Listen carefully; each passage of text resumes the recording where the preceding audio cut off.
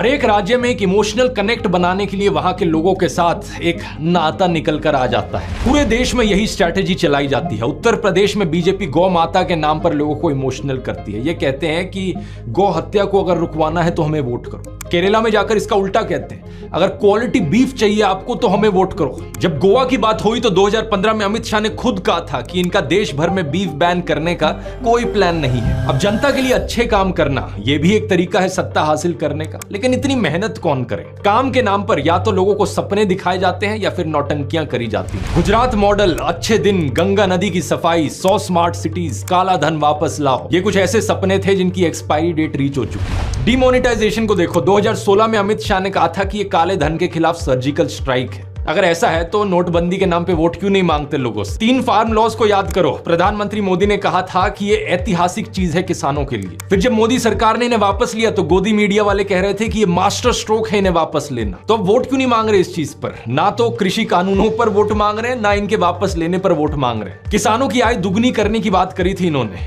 क्या हुआ उसका? 2014 से पहले नारा लगाया जाता था, ना खाऊंगा ना खाने दूंगा। और मेरा तो मंत्र है, न खाऊंगा न खाने दूंगा। कहते थे कि संसद को गंगा की तरह पवित्र कर देंगे।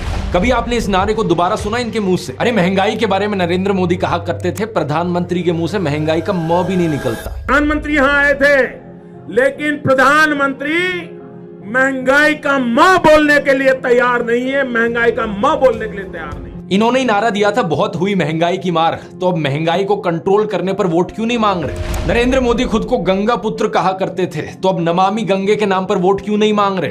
क्यों नहीं मांग रहे वोट काम पर? ये मेक इन इंडिया का शेर याद है दोस्तों? अब तो ये शेर कहीं नहीं दिखाई देता किसी चुनावी पोस्टर पर। Make in India, made in India, आदर्श गांव, smart city, bullet train, 15 lakh, skill India, Mudra loan, look